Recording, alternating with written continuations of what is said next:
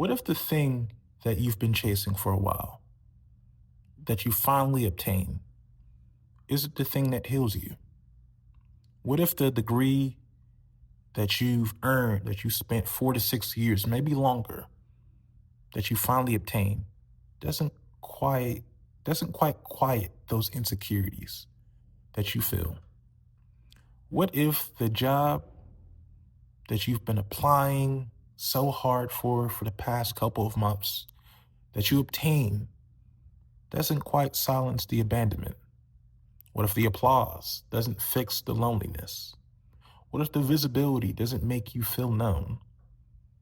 I know I'm starting off this episode with questions, but these are questions you must know. You must begin to ask yourself. We are in a culture, we are a culture that believes achievement equals the arrival, the journey, the silver lining, the brass ring, that if we get enough success, we'll finally feel integrated. But what if success upgrades your lifestyle? But within your lifestyle changing and things looking much, much better, what if it leaves your wounds untouched? Today, I want to talk about something that there's seeds being planted within discussions that's being held, but doesn't quite get talked about enough, especially amongst high achieving Black men, along with mission driven leaders and people who grew up surviving. What if success doesn't heal you?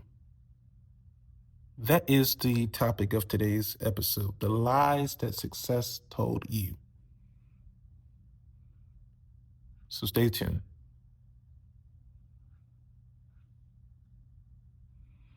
First and foremost, welcome to Outreach with Reggie. If you're new to the podcast, please like, share, subscribe, hit the notification bell, and be sure to join on all platforms, that being Apple, Spotify, YouTube, and many of your major markets out there. Thank you. If this is your first time, be sure to do so and tell a friend to tell a friend to tell a friend about OWR. And if this is your second, third, or fourth time, or you just found a nice little home in OWR, I want to personally thank you. Thank you for making this a podcast that you can trust, that you can share, that you can maybe even listen to on your destination.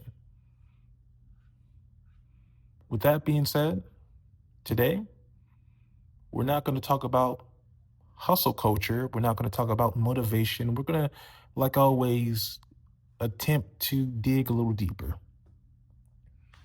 And we're going to talk about the lie that we try to get success to fix, so we believe that success will fix what pain created.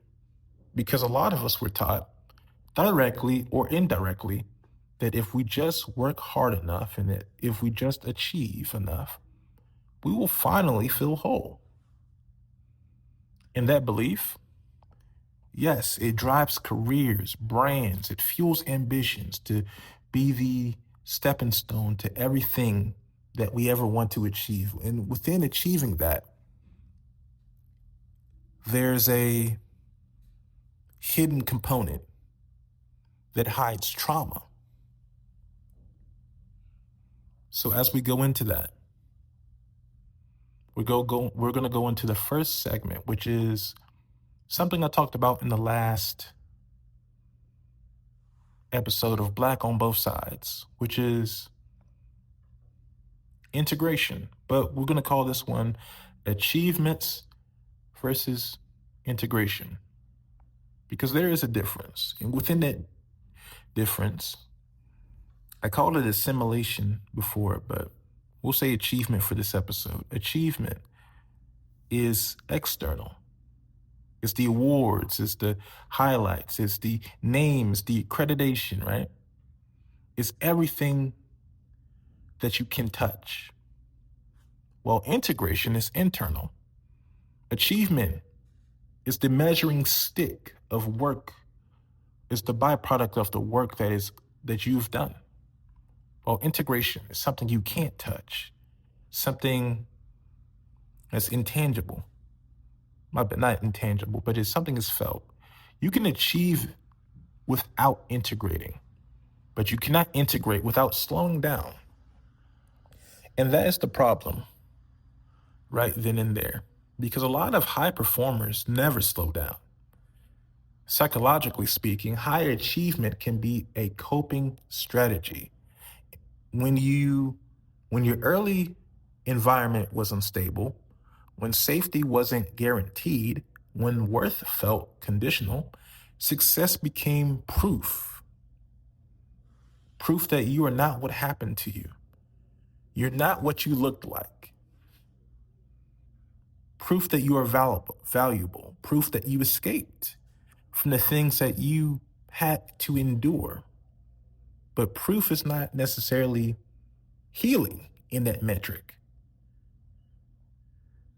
And as we look at the research in trauma psychology, it tells us that unresolved trauma doesn't disappear with status changes because the nervous system remembers what the resume tends to forget. The resume may tell us that, hey, he or she or they are very successful, high achieving, all of the awards, accolades, dean's list, president's list, summa cum laude, valedictorian, or whatever the case may be, right? If as you go higher for the creators, you get the awards, you get the notoriety, you're achieving everything in this world that has all to offer you, right? You can change environments. You can change income brackets. You can change zip codes. But if your body still anticipates the danger, you're still surviving. And I posed a question last episode, and hopefully you guys felt comfortable in answering that. And that was, if struggle was your identity, then what are you without it? What are you when the struggle's gone? What are you when everything that you hope for is happening for you in real time? What are you when that happens? And when it happens, how in touch are you with yourself? Are you still choosing to heal, choosing to recover, or are you completely abandoning those portions because you have everything you ever wanted? And maybe that's fulfilling the hole that you may feel inside. And if I can challenge you once more with another question, did you want success truly because of all of the tangible things you can grab? Or did you want relief? Did you want to feel something? Did you want integration of the intangible things, to chase the intangible things to fulfill you? Because sometimes some of us may not want the title.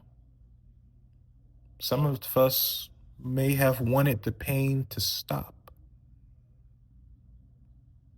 But as time goes on and as you chase the things that you were chasing, it may have fulfilled a place that wasn't quite checked.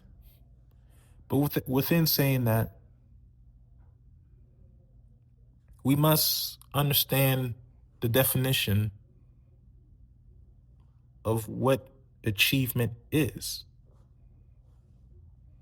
Now, to many, achievement can mean a degree, money, how rich we are, how high are we on these platforms that we're subscribing to, social media, or just digital media altogether. Growth within self, within business, or within status. within the culture that we participate in, how high are we in the status? But integration, we must define that as well. And that may look like within integration, emotional regulation, secure attachment, self trust, how we're able to be in touch with our emotions, internal safety, and ultimately wholeness. Because once we define both things, or what we define as achievements and define as integrations, then we may be able to answer the question of if we truly want success. Because we'll be able to understand how would we define success, or did we truly want relief? Because achievement can change your address, but integration changes your nervous system. Because you can outgrow your circumstances, but you can't outrun your wiring.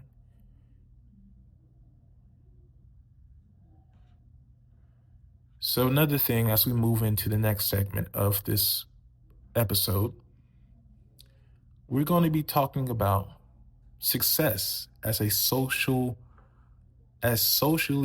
acceptable avoidance. Because here's the uncomfortable truth. Success can be a socially acceptable form of avoidance. Nobody questions the overachiever for overachieving. Because nobody's ever going to critique the one who works 80 hours a week. Nobody tells the driven person to slow down. You're working too hard. But what if the drive isn't just ambition? It may appear to be ambition. He's working hard. He's a hard worker. They're a hard worker. But what if the drive isn't just ambition? What if it's anxiety? What if productivity feels safer than stillness?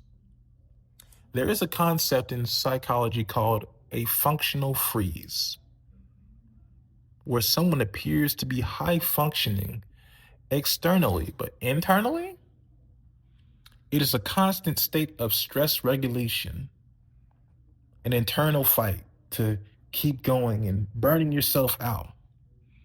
It's like a microwave. You're like a walking microwave just internally until that microwave says it's done. Cooked. But some people don't know how to function outside of crisis. Because as I mentioned before, crisis gave them structure, crisis gave them identity, crisis gave them purpose. But I will reinforce the question, when everything is calm, who are you? And many feel disoriented when everything is calm, silence. Because it's easier to climb mountains than to sit in silence. It's easier. Very easy.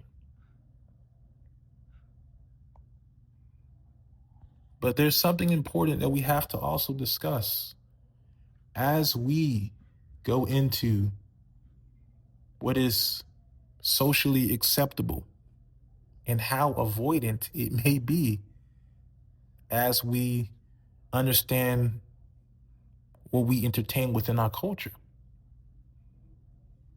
And that is being visible versus being intimate. There are people who hear me on this podcast or may hear me doing my public speaking engagements, or even so much so see my life. I have many friends that told me, "Yo, you're doing great. You're doing wonderful. It seems like everything's come together. You're super strong." But they don't know my fears. They don't know what I experience, my insecurities, or what I may go through. And maybe because I hide it well. It's very intimidating. As you enter a level of growth, especially growing up in care, Once you get to the highest of highs, I remember hearing something from Will Smith describe those who hit rock bottom and the other side of rock bottom.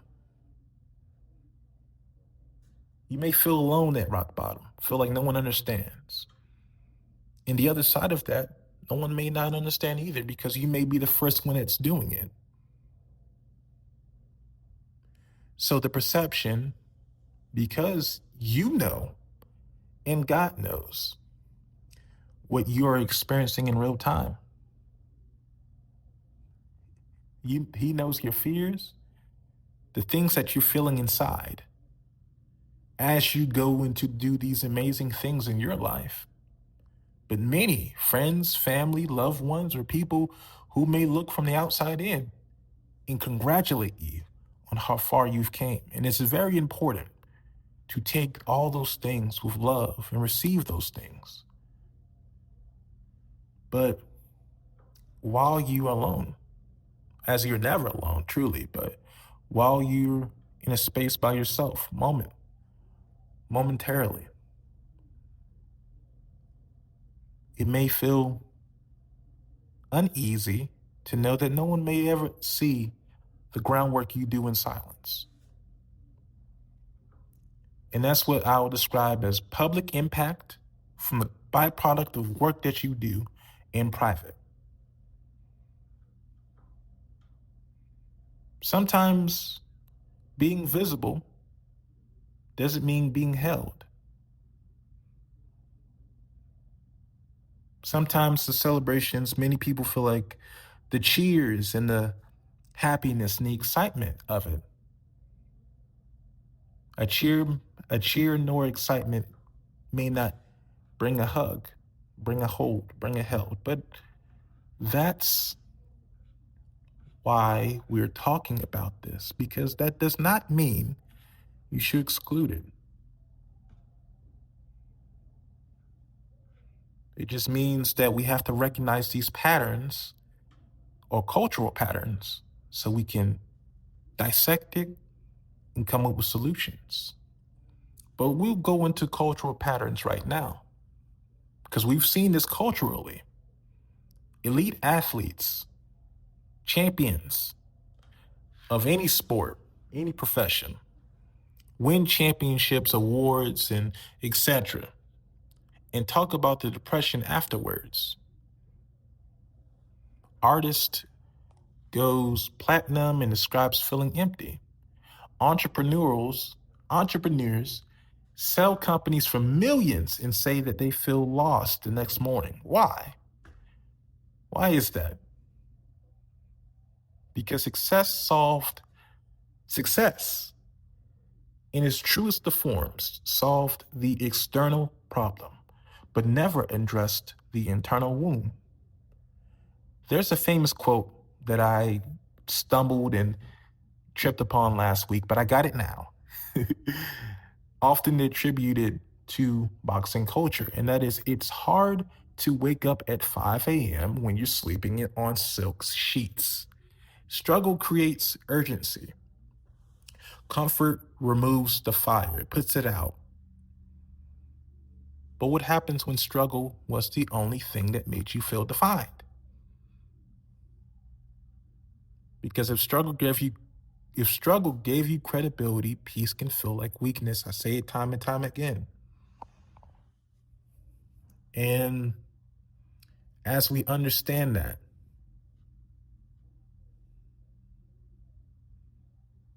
we must understand why many of the people that we love struggle internally until it blows up and you see it all across social media. It's because trauma doesn't care about your resume. Trauma isn't a mindset. It's a stored experience. You could become successful and still be hyper vigilant because now the world feels like it can touch you. And it's through a lens that they glorify and they love. You can make money and still fear loss. You can lead others and still struggle to rest because success can fund your distractions, can feed every vice, and provide happiness beyond this world, but it cannot resolve your fragmentation. There's a sense of high functioning trauma in that. But I'll say again, success can fund your distractions, get you the nice car, the nice house, the luxury of things, whatever you choose to dive into. But it cannot resolve the pieces of you that feel broken and alone and feel like no one understands. But as we go into that, I want to zoom in a little bit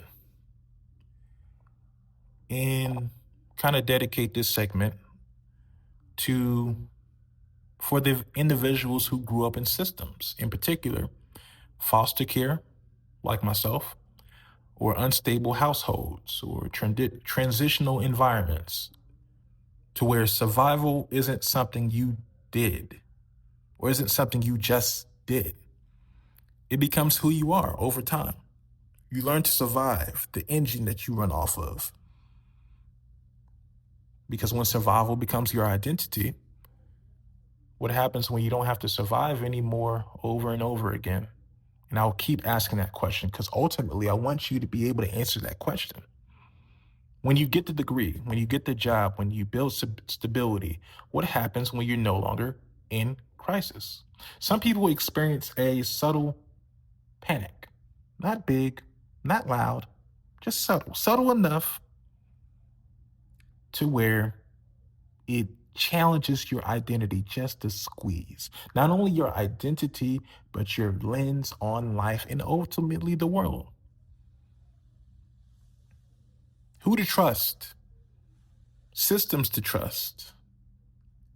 Ultimately, could you even trust your own success that you did it the right way? How you ask for help. Many of my friends tell me, or even when I was younger it was ridicule that I was met with for asking for help for things that I did not understand. And I'm here to tell you it's okay to ask for help, but that's the panic. Being critical of everything, because if you're not fighting, who are you? If you're not proving something, what remains? That isn't weakness. It's just your nervous system. It's a form of conditioning yourself as your body got used to operating under pressure. But we have to alleviate that pressure to welcome peace, the language of peace, the movement of peace, ultimately understanding and walking in peace. And unfamiliarity can feel safe, can feel unsafe.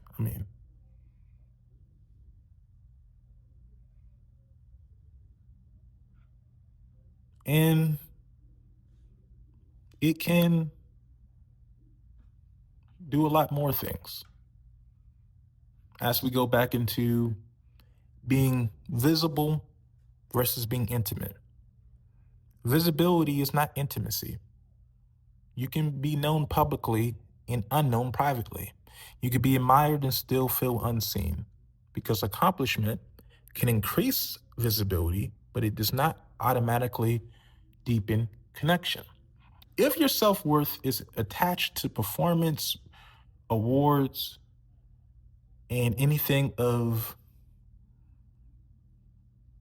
status, if your self worth is attached to performance, then relationships can be very threatening. It could feel that way because intimacy requires being seen without achievement.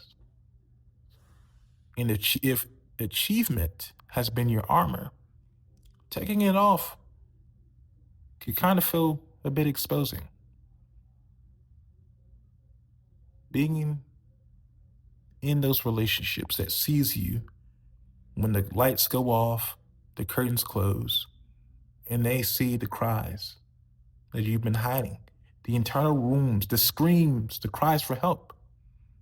It can feel very intimidating, almost to a level of avoidance. But we'll talk about that more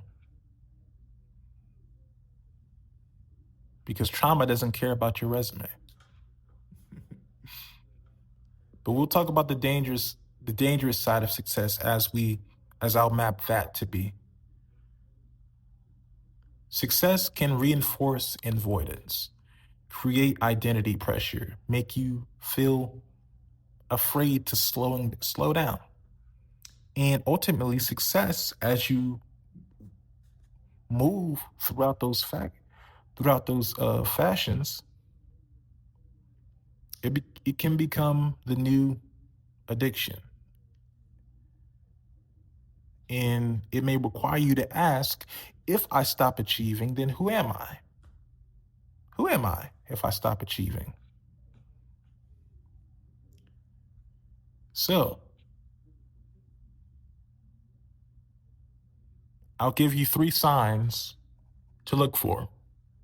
I want to make this practical. 3 signs to look for that success hasn't integrated. Here are 3 signs that it hasn't integrated internally.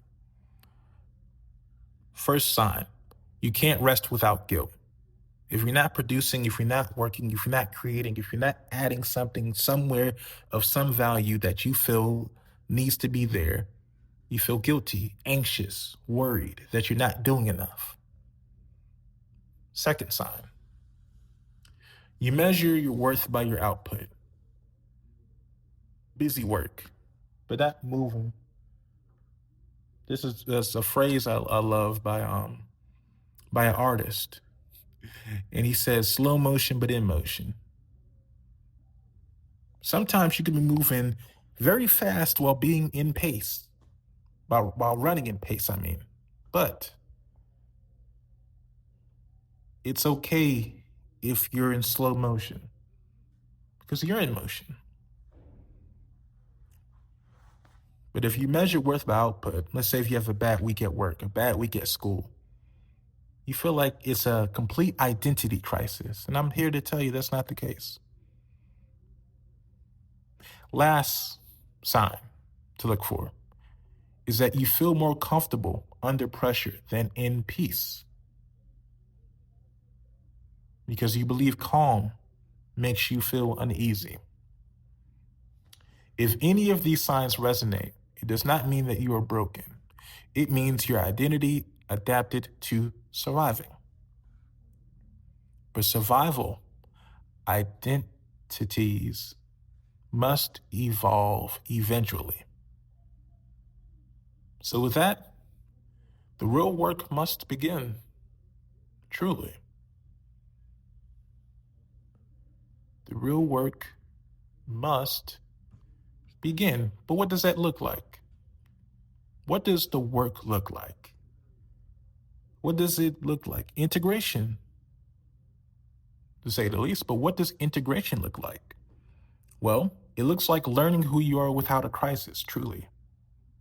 If I take away every bit of your success right now, who are you? It looks like learning how to rest without feeling lazy. Take a nap. Be okay with hearing the calmness of the day. Listen as you go on a walk. Go for a walk. Listen to the street, the sounds of the cars go by, the birds chirping. I bet you didn't even know that birds chirp. I bet you didn't know you had birds in your neighborhood. Listen to your favorite song. Learn how to experience joy without waiting for it to disappear. Fall in love with the little things as you go on the path of life. Stop by. Take a seat and smell the roses, as cliche as that may sound. And hopefully I didn't lose you there. Learn how to experience joy without waiting for it to disappear right away. Because no one's going to take it from you. You're good right now. Integration is not flashy. It's not something that social media can show you, that anybody can hand you, that you would even have to work for. It's quiet. It's your nervous system at work. It's reflective. It's therapy. It's boundaries. It's grief. Because sometimes success doesn't heal you. It creates enough safety for the healing to finally begin. So as we close today's episode, I want to leave something with you.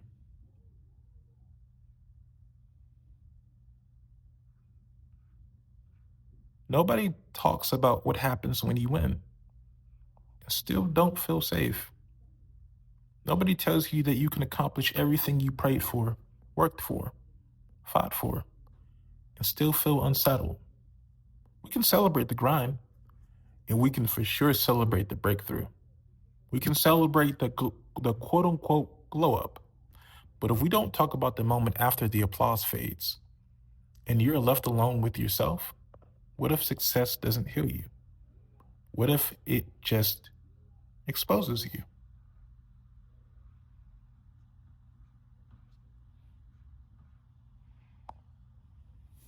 Success is not the enemy, but it's not the healer either. Healing requires integration. And integration requires slowing down long enough to meet the parts of your success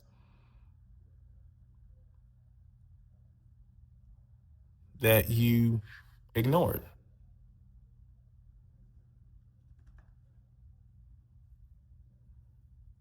So tonight I'm not asking you, what are you building? I'm asking you, are you becoming whole?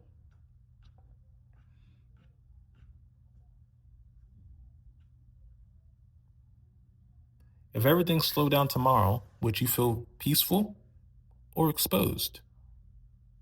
Are you building a life, or are you outrunning a life that you once lived?